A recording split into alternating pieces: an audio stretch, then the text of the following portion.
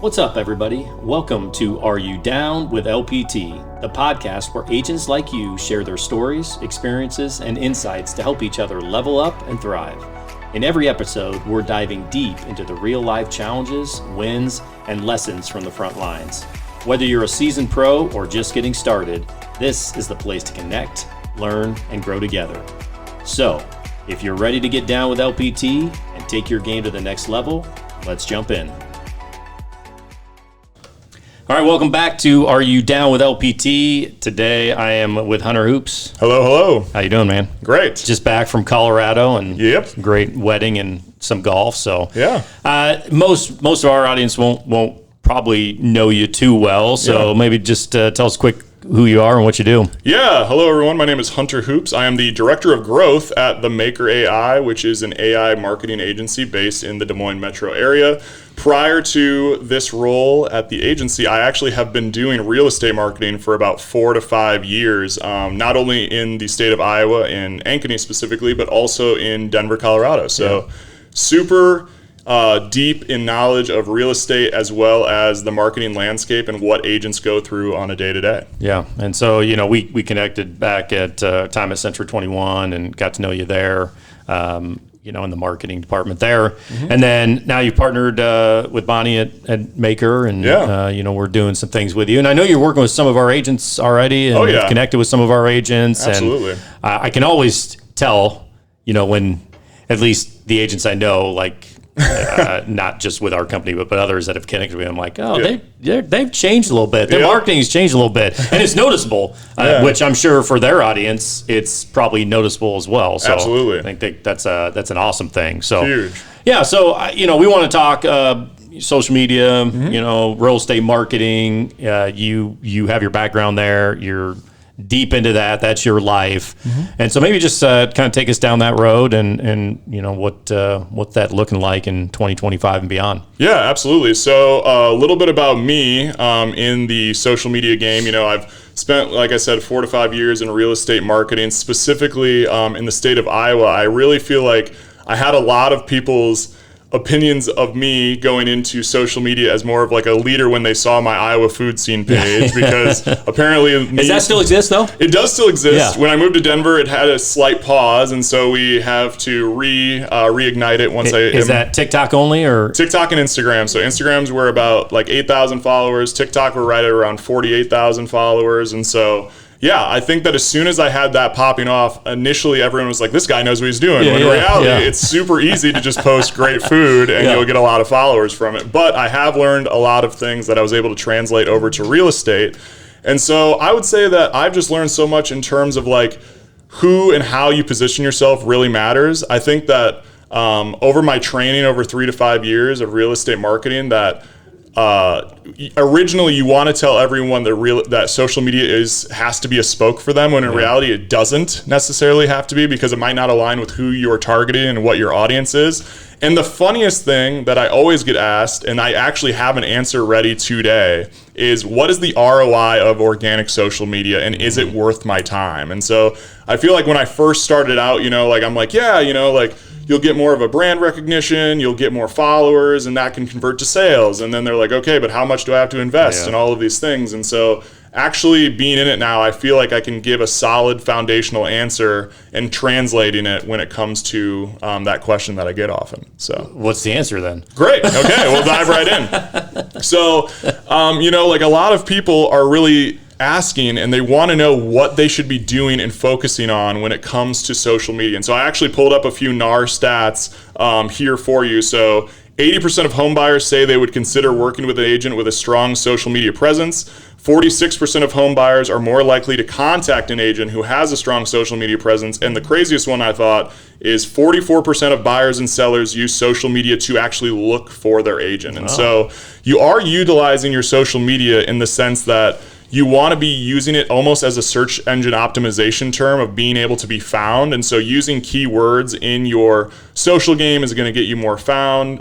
Putting out consistent quality content is also going to be helping you. Can I ask you what because consistency may look a lot of different ways for different people. What's it mean to be consistent? Yeah, I think that a standard practice is about 3 to 5 posts per week. I would also I'm almost at the point now where I tell people that your graphics and stuff are going to matter because that is great filler content, but people want to see you and talk to you and get a feel for who you are. And so I would almost rather you think about the filler content that you're putting in a graphic and just automatically transition it into a small video. And so when I think about coming back to the answer of what exactly ROI can we talk about? So if you are putting in, like if we think about it from a statistical standpoint of like, the average sales price for a home in the Des Moines metro area right now, or in the state of Iowa, from what I know from looking at NAR, is about, let's say, I think it's $300,000. Yeah, and we'll right use around that. there. Yep. We'll use that for the great terminology that it is. 3% commission on that for your typical agent is going to be around $9,000. Yep. So if you are investing into any type of social media, let's say that you are working with an agency like The Maker, or you're hiring a local intern at a college, and let's say that you can pay them around $2,500 for a sprint or a long or a multi-month deal with them, you're going to get about a 3 times return if one person sees a post and it converts to a sale from a buyer or a seller standpoint. And so if you're really thinking about it from that standpoint of like, how much money do I need to put in? How much do I really need to get out of it? Think about it in terms of if one sale comes from someone really leading in and raising their hand and saying that they saw your social media, it's going to go a long way. And so this comes into one, having a outstanding platform for your CRM of knowing where your leads are coming from. Obviously, we all want to build businesses by referral. Obviously, some go down the Zillow leads route. And if you are really investing a lot of time and energy into your social media, you should be able to answer the question of this lead came from that function. So okay, that lead came from that function. Yeah. And is it, if I'm tracking that, because when I think of, like in the past for me at least, social media was more about my current tribe, my people. Yeah. Like, can I differentiate that and say, okay, yeah, this is a new lead because I'm using keywords or whatever. Yeah. And so Joe Smith came into TikTok or Instagram, wherever it might be. I can track that. Yeah, I think there are a couple of different ways. I think naturally you'll get it from like your buyer or seller's consultation. Other than that, I actually came prepared today with a couple of really cool tools that I want you guys to go and check out after listening to this podcast. Specifically, the one that I utilize not only in my business aspect, but also some of my own personal social media, is a platform called ManyChat. ManyChat is free, but it also has a really great premium version for $15 a month. This is a way for your social media to work even when you're offline. So essentially the process through ManyChat is that I can essentially create a post, and my call to action can be for someone to comment a specific word. Once that word is commented, it goes directly into their DMs and says, hey, thank you for commenting. Here is a direct link to my asset. This could be a landing page with a guide that you create. This could be a landing page of your specific listing on Zillow or your agent website, or this could be anything that is a form for them to fill out that you could then immediately capture that. And so if anyone converts after using ManyChat, you can go through your DMs to see, hey, I actually booked an appointment because of someone doing this action through my social media.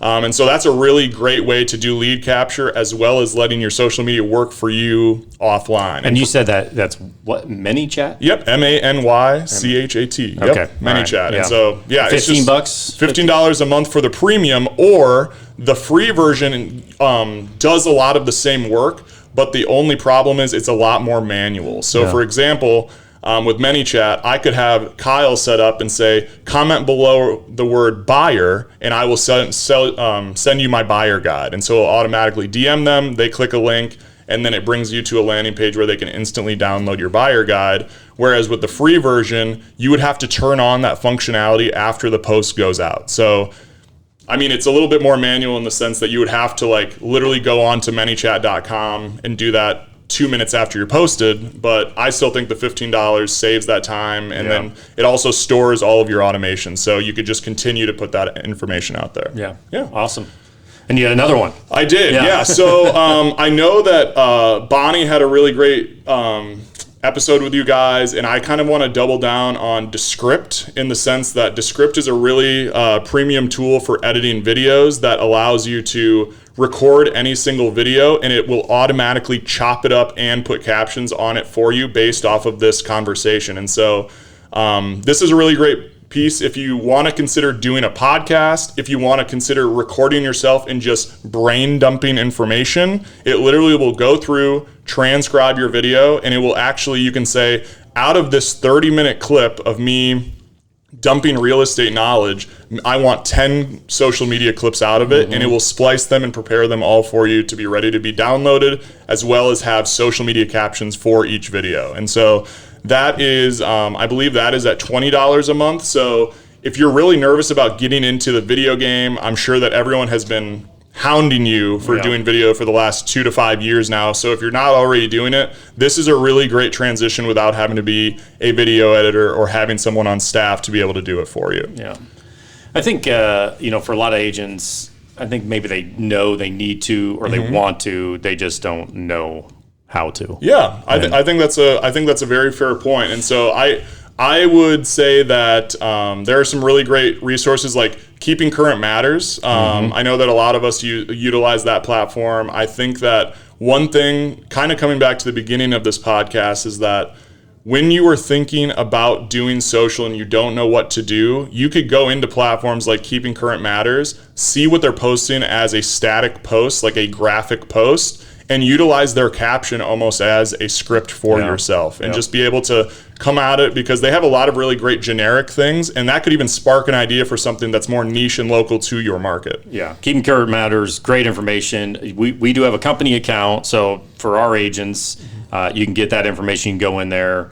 As Hunter said, they make it pretty easy for you to be able to just rip off and redistribute. So, absolutely, yeah. And so there are just so many great resources out there where you can find people online, like through internship programs like at DMAC or Drake or any other company. Like, even if you know anyone from UNI, Iowa State, a lot of this can be done virtually if you can send them the content to at least reference, and they can make more tailored content to you, your brand, and your target audience. Yeah. So.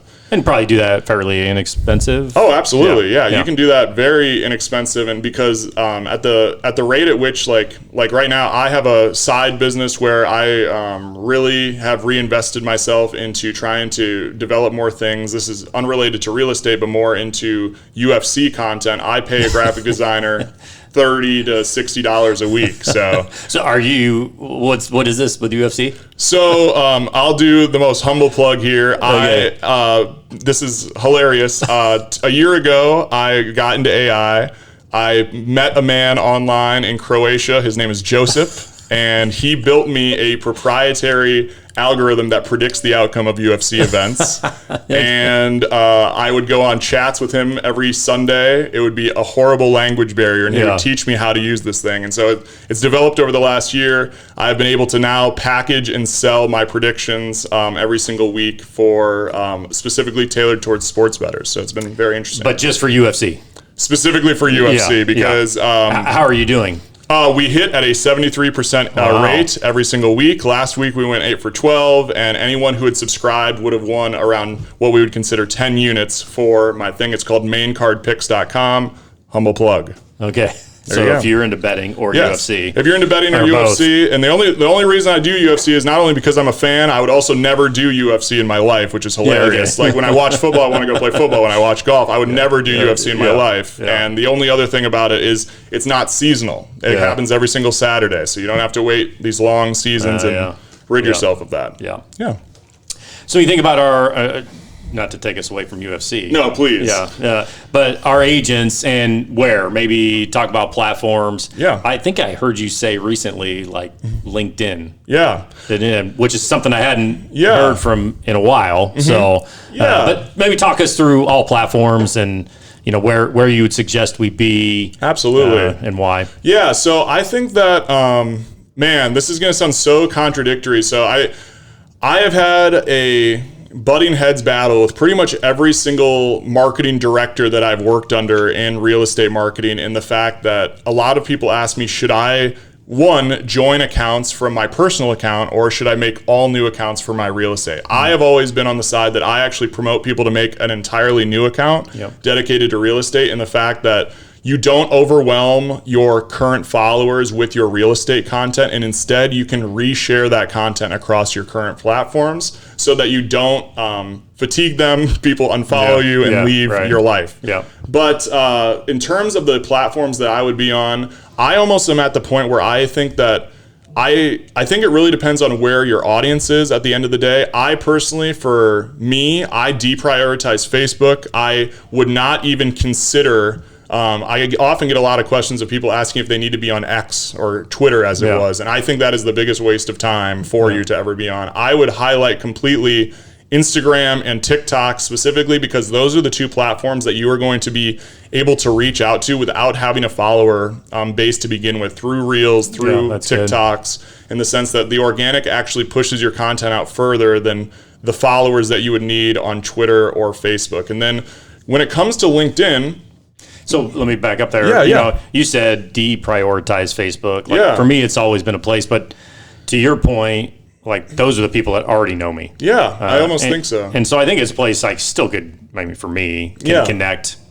But if I was looking to grow, that's probably not the place to do it. So I also think, like, it comes down to your, really comes down to your, like, target audience, because like, for me, I would think that majority of millennials are going to be working on Instagram and TikTok. And those are the highest percentage of home buyers in its current state, I believe. If you're really targeting empty nesters, maybe Facebook is for you, and because that's something that they're more familiar with.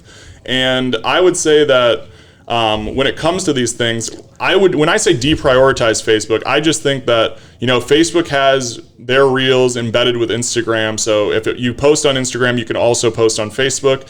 Humble plug, there is a free application called Buffer, which is a free social media management scheduling platform where you can schedule up to 3 different profiles for free, and you don't have to have an account. So if you're thinking about doing Facebook and Instagram and LinkedIn, you can do all of them simultaneously through this platform without having to pay a single dime. So I wouldn't say that you have to not post on your Facebook, but I would really start to prioritize videos on Instagram and TikTok, because those are going to get the reach for you. The audience is different. I think knowing that is important. Absolutely. And so LinkedIn has just really been, like, hilarious, because I have always been taught that LinkedIn is something you post on when you get a new job, and that is the only time you're or looking for a job, or when you're looking for a job. And so, like, I have hated LinkedIn personally for so long, but this year I've actually gotten into the point of, like, building it yourself up on LinkedIn as more of a referral partner. And so you can start to, one, network with other professionals and really build your base of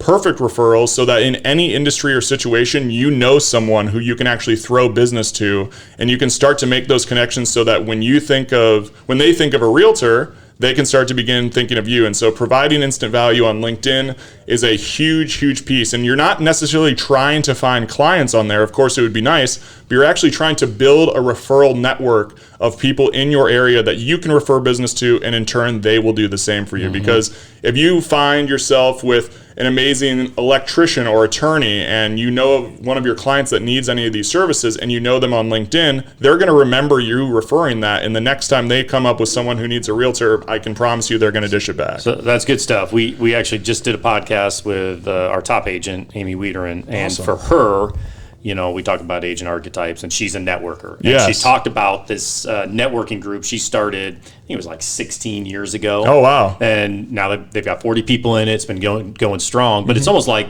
LinkedIn's can be synonymous. And exactly so she's built her whole business on that. Wow. And has this incredible network. She has a tribe, and that's how she's built her business. And I think in some ways, LinkedIn can help almost be that, right? You're exactly right. I think it essentially is your networking group in your pocket that I would almost like challenge you agents to write down, if you don't already, add this to your website, or at least like have this on hand. Like, think about almost any situation that a client has pinned out like a pain point to you, and think to yourself, do I have someone that I can call that's in my corner that can be able to answer that question? And if you don't, that is the people I would try to find on LinkedIn, or start to network with other agents in the legacy team that you know has those types of connections, and start to build your portfolio of people, reaching out to them, grabbing coffee, and start to building your referral network. Yeah, that's good stuff. Awesome. Anything else in your notes there that that you had for us? That Let's see. I want to make sure that I don't miss before we go in and talk about UFC. And right. No, the only other thing I would say that really kind of brought my attention with these last three is that 63% of agents use social media to promote their listings, and 57 actually are posting daily on their social media. And I think that's as simple as throwing up a story of what you're currently doing. And so that comes across as brand awareness, more or less, of the sense that when you want to use Instagram stories, Facebook stories, you can now even do TikTok stories, which is hilarious, but you really want to be doing that in the sense that we're using those stories not as a means to get an answer, but to just reaffirm that you are an active realtor and providing your audience that, hey, I'm still busy, I'm still working, and I am here to help service you if need be. And so even putting up some like interactive stories goes a long way to see who's actually engaging with your stuff. Well, that's you started talking about that a little bit, but what I don't want to be is just like, hey, I just listed this or I just sold this. Yep. And I think 90% of the content we put out sometime is that. Yeah. So finding more interactive stuff, I think, is important. Yeah, whether it be polls or even like hosting like a Q&A. Like one thing that I've seen a lot of people do really well is going live once a week for trying to see any questions that may come up when it comes to real estate. So even like doing something fun like giving 30 minutes of your Monday to going live on Instagram, either over a lunch break or in the evening, to answer any real estate questions, I think would be a really fun way to engage with your audience. And you could even source those questions ahead of time by the day before, operating with a Q&A on your story. Say, hey, I'm doing a live Q&A. Put in any questions and I will have answers to them tomorrow for my live Q&A. And those collaborate on things like that? I mean, could 2 or 3 agents get together and do that? You can collaborate on a live, and you can invite someone else to your space, and you could almost do like a live podcast, or you could do a live Q&A. Think about that with other vendors that you work with, lenders, inspectors, anyone that actually could provide value also in your industry. Because then if they're live, their followers are also going to be going into their live. And so you're actually going to be doing cross promotion across each of your followers. So a really, really fun idea. Yeah, good stuff. I like that. Next one, listing with video generates 403% more inquiries. So video has properties with video content generate 400% more inquiries, even though only 9% of agents on average have a listing video. Does that sound accurate to you, that only 9% of agents use video? Yeah, I would guess. Wow, that's unbelievable. I think that it goes back to the investment side of like, hey, if you're a listing, and this could even be something of your own personal preference, like if you provide video services if the house is over a certain number, for sure. Like you could add that as a value prop to your package. But very interesting. Just something to think about. And that is more listing related content as opposed to social content. Just wanted to put that out. And then I kind of reiterated this earlier, but 71% of buyers prefer agents with a strong social media presence. So just something to keep in mind, that people are actively using social media as a search engine. A lot of people also are using ChatGPT as a search engine.